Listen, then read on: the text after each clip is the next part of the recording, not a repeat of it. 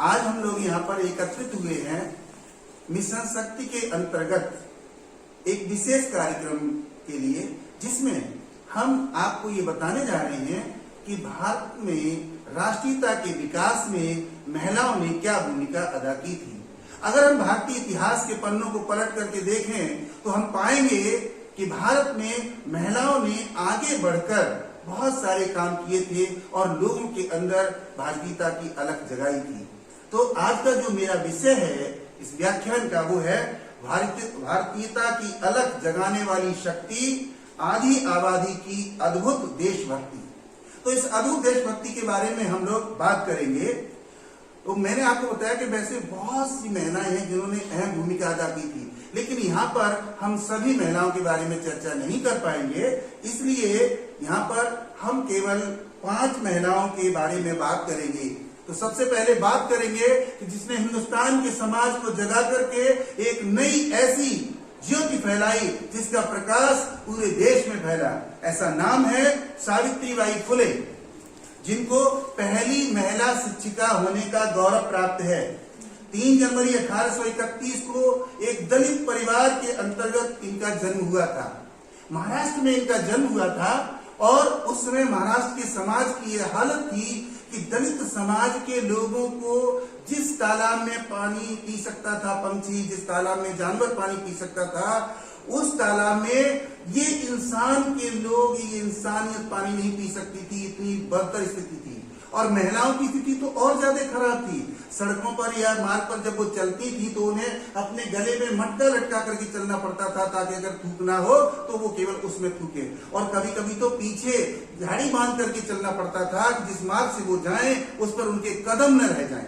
आप समझ सकते हैं कि ऐसे समाज में जहां पर महिलाओं की स्थिति घूंघट के अंदर ही जिंदगी दम घुट जाती थी, जहां पर महिलाओं को कोई भी अपनी बात कहने का अधिकार नहीं था, जहां पर महिलाओं की वो दुर्दशा थी कि वो पर्दा प्रथा के अंदर वो बाल विवाह का शिकार होती थी, वो विधवा विवाह नहीं हो पाता था, वो अन्य तरीके से उनका समाज में शोषण किया जाता था। ऐसे में एक दलित महिला ने ये कदम उठाया कि उसने महिलाओं को शिक्षित करने का, उसने कहा कि महिलाएं जब शिक्षित होंगी तभी वो अपने बारे में सोच सकती हैं। इसलिए उन्होंने कदम उठाया और 1848 से लेकर के 1852 तक अपने पति के साथ मिलकर गांव-गांव घूमकर महिलाओं को शिक्षित करने का काम किया। और इसके बाद उन्होंने 18 स्कूल ऐसी जगह पर खोले जो अत्यंत पिछड़ी हुई जगह थी, जहां पर आर्थिक दृष्टि से बहुत खराब स्थिति थी, वहां पर उन्होंने खोले। और इस तरीके से 1852 तक ये स्थिति बन गई कि महिलाओं को शिक्षित होने के लिए लाइन लग गई। महिलाएं आगे निकल करके आई, घरों से बाहर निकली और उन्होंने शिक्षित होकर के आगे कदम बढ़ाए। और उन्होंने एक संगठन बनाया जिसका नाम था महिला मंडल, और उस महिला मंडल के द्वारा नारी शक्ति को संगठित किया और ये कहा कि जब तक तुम्हारे अंदर ज्ञान नहीं होगा, जब तक तुम्हारे अंदर बुद्धि नहीं होगी, तुम्हारे अंदर विवेक नहीं होगा, तुम पुरुषों का मुकाबला कभी नहीं कर सकती हो। इसलिए सबसे पहला काम ये होना चाहिए कि आप शिक्षित बनिए और दूसरों को शिक्षित कीजिए। तो मैं ऐसी महिला को नमन करता हूं जिसने हिंदुस्तान के अंदर पहली प्रथम महिला शिक्षिका होने का गौरव प्राप्त किया और हिंदुस्तान के लोगों में भारतीयता को जागृत किया। इसके बाद मैं दूसरा नाम लेना चाहूंगा, भीकाजी कामा। भीकाजी कामा भारतीयता की एक महान पुजारिन थी। इनका जन्म 14 सितंबर 1861 ईस्वी को एक पारसी परिवार के अंतर्गत हुआ था। और पारसी परिवार के अंतर्गत जन्म होने के बावजूद वो हिंदुस्तानी संस्कृति से बहुत अच्छी तरीके से परिचित थी, यद्यपि उनका परिवार बहुत अमीर था। और इसके बाद इन्होंने जब देखा कि हिंदुस्तान के अंदर अंग्रेजी हुकूमत लोगों पर अत्याचार कर रही है, लोगों का शोषण कर रही है, और ऐसे में केवल पुरुष ही लड़ाई लड़े तो वो सफलता प्राप्त नहीं कर सकते। इसलिए आधी आबादी को जागृत करने के लिए उन्होंने एक संगठन बनाया और इस संगठन का नाम रखा भारतीय होम रूल समिति। और इस होम रूल समिति के बन जाने के बाद उन्होंने लंदन से अपनी पुस्तक प्रकाशित करवाई और उस पुस्तक का नाम रखा गया था 1857 या स्वतंत्र लड़ा। ये एक अलग भाषा में पुस्तक थी, फारसी भाषा में थी, बाद में इसको अंग्रेजी में लाया गया, फिर हिंदी में लाया गया और इस तरीके से पूरे हिंदुस्तान के अंदर भारतीयता की लहर को फैला दिया और यहां से लेकर लंदन तक ब्रिटिश सरकार को भी सोचने पर मजबूर कर दिया कि किस तरीके से हिंदुस्तानी महिलाएं आगे बढ़ रही हैं, कैसे अपने आप को जागृत कर रही हैं। जर्मनी के स्टटगार्ड में जब 1907 में एक अंतरराष्ट्रीय साम्यवादी परिषद हुई, जिस समय कार्ल मार्क्स जिंदा था और पूरे विश्व के अंदर साम्यवाद का प्रचार प्रसार कर रहा था, तो उस बैठक में भी इन्होंने भाग लिया और हिंदुस्तान के पक्ष को रखा। 1936 ईस्वी में बंबई में इनका निधन हो गया था, तो ऐसी महिला को भी मैं सलाम करता हूं। इसके बाद अगर हम देखें तो नन्ही परी बनी दुर्गा, इस नाम से जानी जाने वाली दुर्गा भाभी का जन्म जो है वो 7 अक्टूबर 1907 ईस्वी को हुआ था।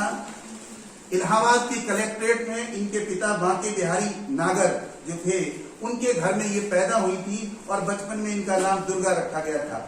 1918 ईस्वी में जब इन्होंने 5वीं कक्षा पास की तो उसी समय इनका विवाह जो है कर दिया गया, आगरा के एक भगवती चरण बोहरा के साथ कर दिया गया। आप समझ सकते हैं कि 8-9 साल की बच्ची, उसका विवाह कर दिया गया।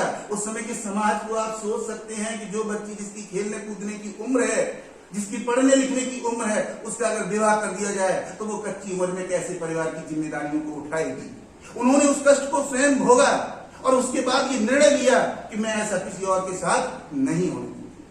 और उन्होंने भी फिर 17 दिसंबर 1928 को जब सुखदेव और भगत सिंह ने सैंडर्स की हत्या की थी, तो उसमें जब ब्रिटिश पुलिस उनको खोज रही थी तो दुर्गा भाभी ने उन दोनों शहीदों का साथ दिया था और भारत के राष्ट्रीय आंदोलन में कूद पड़ी वो।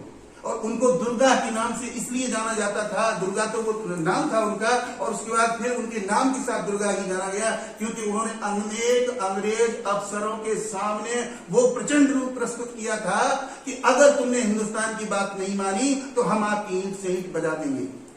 तो ऐसी दुर्गा भाभी को मैं नमन करता हूं।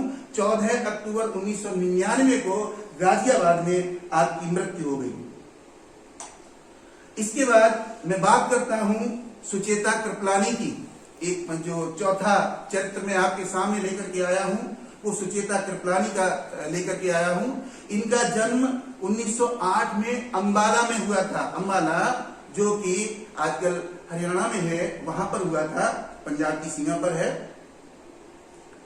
1932 ईस्वी में आपने सार्वजनिक सेवा शुरू की और 1939 ईस्वी में आप राजनीति में कूद पड़ी।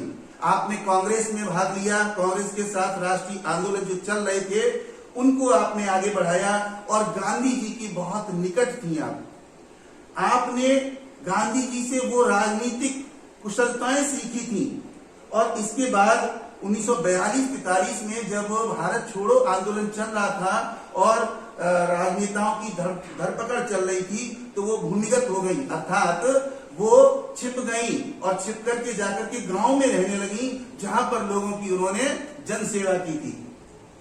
और इसके बाद जब हिंदुस्तान आजाद हुआ तो आजादी से ठीक पहले उन्होंने एक संगठन बनाया था जिसका नाम था भूमिगत स्वयं सेवक दल। भूमिगत स्वयं सेवक बल के नाम से बनाया था। और इसमें इन्होंने क्या काम किया, महिलाओं को एकत्रित करके और उनको ड्रिल सिखाया, उनको अपनी सुरक्षा करना सिखाया, उनको समाज के उन लोगों से लड़ना सिखाया जो महिलाओं का जीना दुश्वार कर रहे थे। तो ऐसी राजनीतिक होते हुए भी महिलाओं को सैनिक प्रशिक्षण दे रही थी।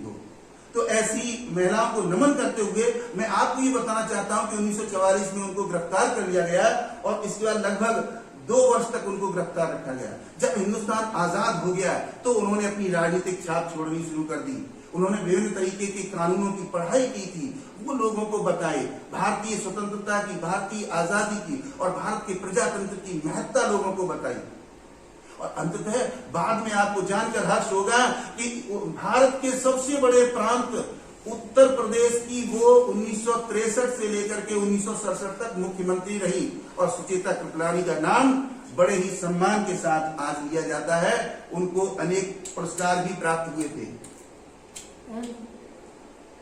उनको अनेक पुरस्कार भी प्रदान किए गए थे। और इसके बाद 2 अक्टूबर 1963 से 24 मार्च 1967 तक आप उत्तर प्रदेश की मुख्यमंत्री रही थी और 1 दिसंबर 1974 ईस्वी को नई दिल्ली में आपकी मृत्यु हो गई। इसके बाद 5वीं शक्ति के रूप में मैं नमन करता हूं अरुणा आसफ अली। अरुणा आसफ अली हमारा 5वां चरित्र है। इन्होंने नारी शक्ति की नई परिभाषा लिख दी। 1942 ईस्वी में जब भारत छोड़ो आंदोलन महात्मा गांधी के द्वारा चलाया गया था, उस समय इनकी अहम भूमिका रही थी, इसीलिए इनको 1942 की झांसी की रानी के नाम से जाना जाता है।